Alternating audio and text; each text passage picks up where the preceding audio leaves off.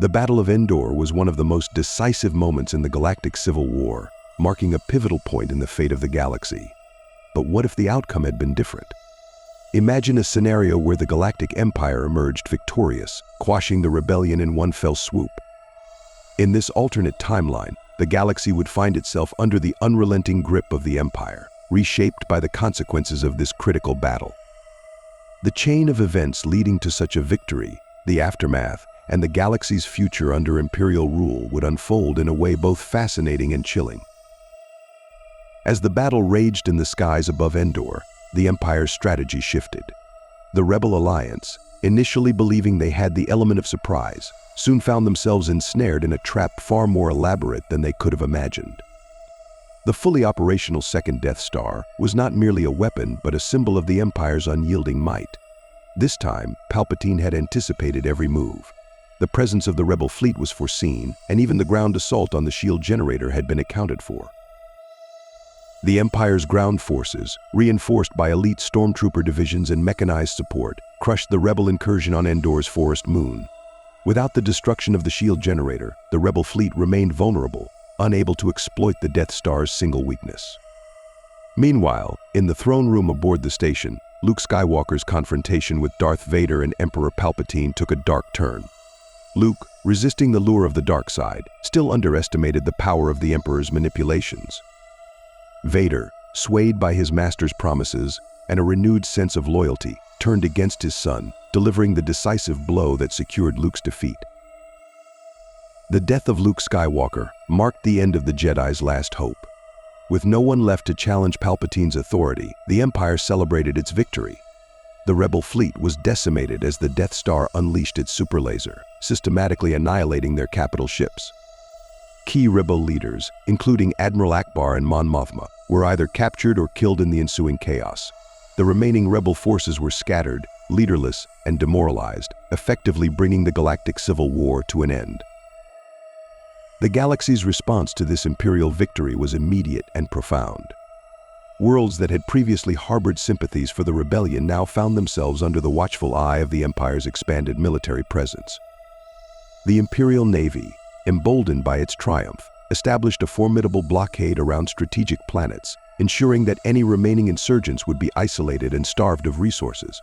Palpatine, ever the master of political manipulation, used the victory to justify a new era of martial law. Public executions of rebel sympathizers became a grim spectacle, serving as a reminder of the cost of defiance. On Coruscant, the heart of Imperial power, the victory was celebrated with grandiose parades and declarations of loyalty from sectors across the galaxy. The Emperor's visage loomed large over the city planet, projected on massive holoscreens as he proclaimed the dawn of a new order. Yet beneath this facade of unity, the citizens of Coruscant lived in fear, their every move scrutinized by an ever-growing network of Imperial spies and informants. The political structure of the Empire evolved as well. Palpatine, who had always ruled through fear and manipulation, now positioned himself as an immortal God King, using the dark side of the Force to extend his life and consolidate power. His Sith doctrine was expanded and enforced with ruthless efficiency. Loyal systems were rewarded with prosperity and technological advancements, while those suspected of harboring dissent faced economic sanctions, resource extraction, and brutal crackdowns. In the absence of the Rebel Alliance, the galaxy's underworld flourished. Crime syndicates like Black Sun and the Hutt cartels thrived under the shadow of Imperial oversight, striking covert deals with regional governors and Moffs. This uneasy relationship between the Empire and the criminal element ensured a steady flow of illicit goods and resources, further strengthening the Imperial war machine. Technological advancements, driven by the Empire's insatiable appetite for dominance, reshaped the galactic landscape. The TIE Defender program, initially sidelined, was resurrected and mass-produced, providing the Imperial Navy with superior starfighters capable of overwhelming any opposition. The Death Star, now proven as a weapon of terror, became the blueprint for a series of planetary-scale superweapons designed to maintain control over distant systems. The victory at Endor also cemented the role of the Sith in galactic governance. Palpatine's success in turning Vader against Luke paved the way for the creation of a new Sith order, loyal only to the Emperor. The Inquisitorius, previously tasked with hunting down the last remnants of the Jedi, expanded its role to enforce Sith doctrine across the galaxy. Force-sensitive children were identified and either indoctrinated into the Sith hierarchy or executed to prevent them from becoming future threats. As the years passed, the galaxy under Imperial rule became a place of order and fear. The Empire's grip tightened on every aspect of life, from trade and communication to education and culture. Propaganda permeated every medium, glorifying the Empire's achievements while vilifying the Rebel Alliance as a group of terrorists who had brought only chaos and destruction. Entire generations grew up knowing nothing but the Empire's rule, their perception of history shaped by carefully curated narratives. Yet, even in this dark reality, seeds of dissent persisted.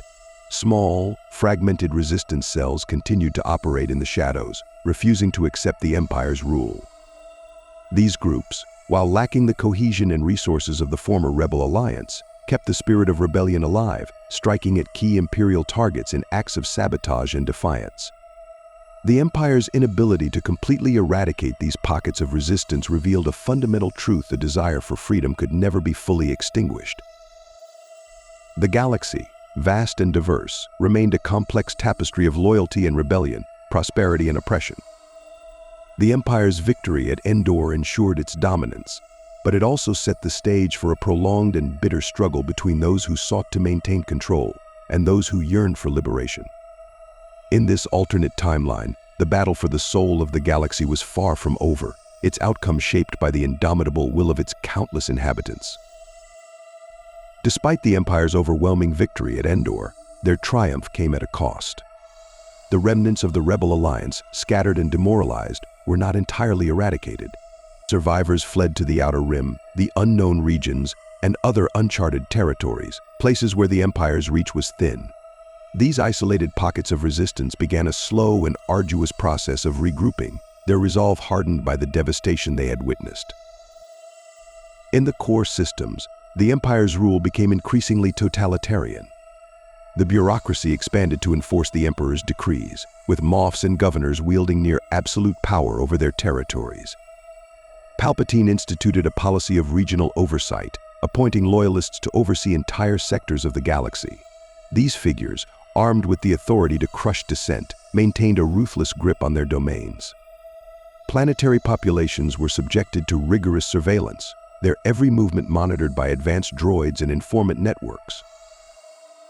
On Coruscant, the Imperial Palace was transformed into a fortress of unimaginable scale, a physical manifestation of the Emperor's unassailable power. The Senate, already a shadow of its former self, was fully dissolved, its remnants replaced by a council of advisors loyal to Palpatine. The Emperor's visage became a symbol of omnipresence, his image broadcast across every planet to remind the galaxy of his eternal dominion. The Sith doctrine flourished under this new order. Palpatine, ever the architect of fear and control, established academies to train the next generation of dark side enforcers. These academies, situated on desolate worlds, produced a steady stream of Sith acolytes and inquisitors, each sworn to uphold the Emperor's will. The Force-sensitive were either inducted into this dark hierarchy or destroyed, ensuring that no new Jedi Order could ever rise to challenge the Sith's supremacy.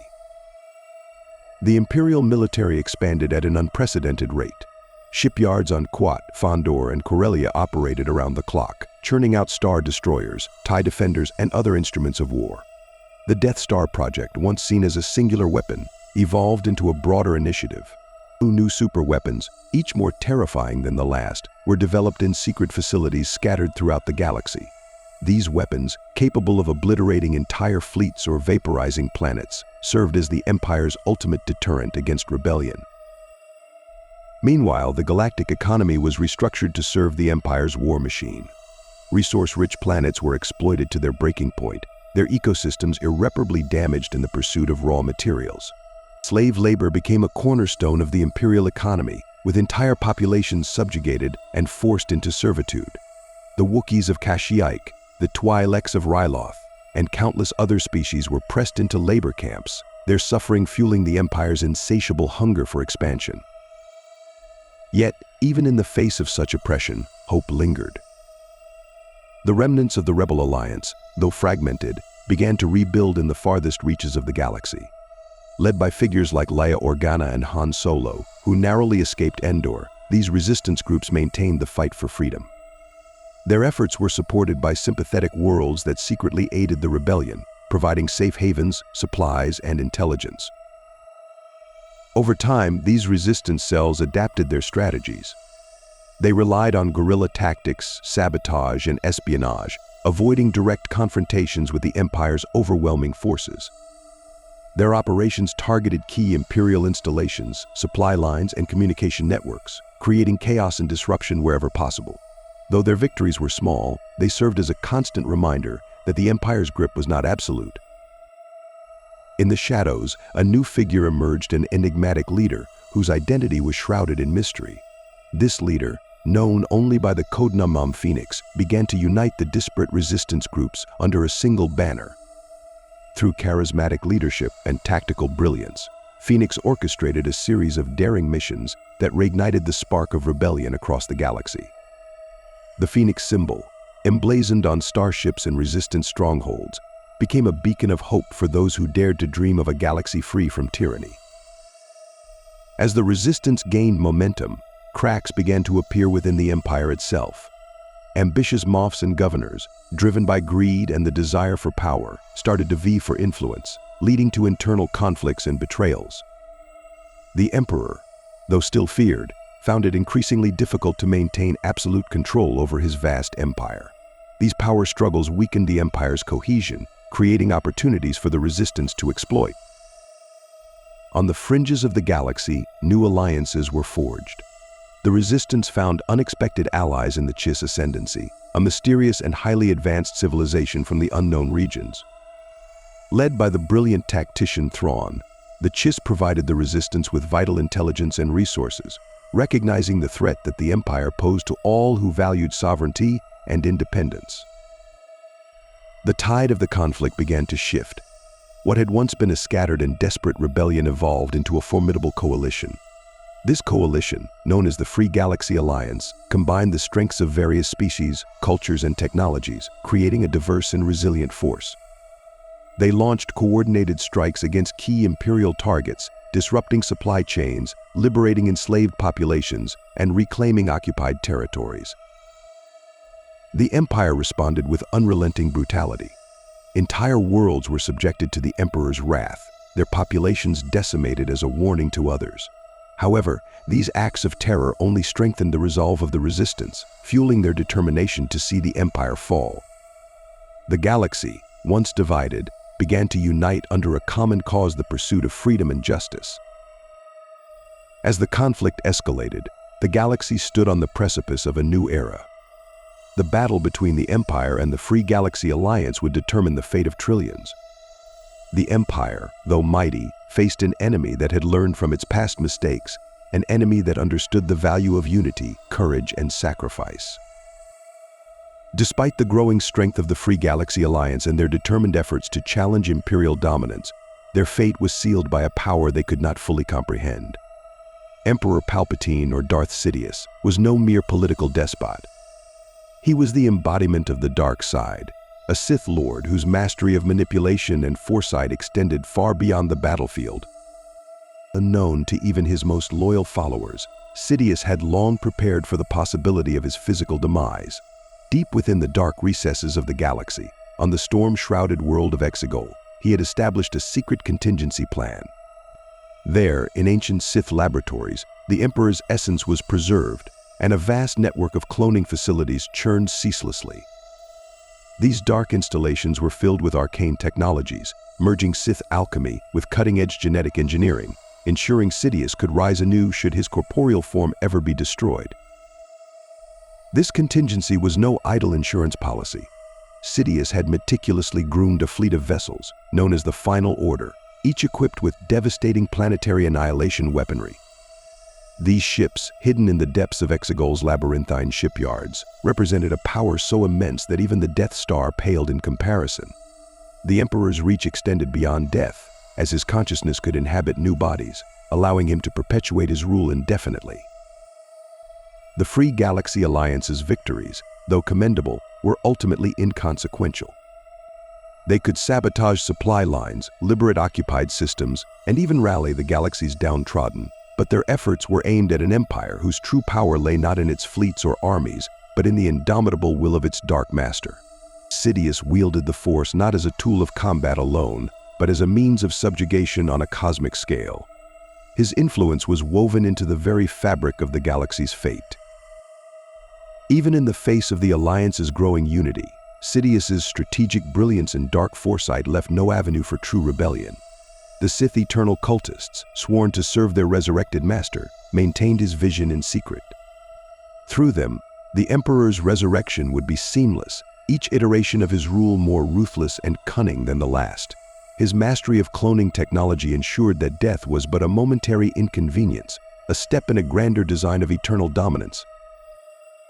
The galaxy, though vast and diverse, stood no chance against a foe who could manipulate life and death with equal ease.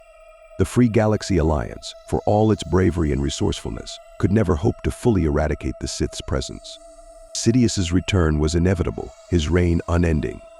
With every defeat, he learned, adapted, and grew stronger, his dark influence corrupting even the most steadfast hearts over time.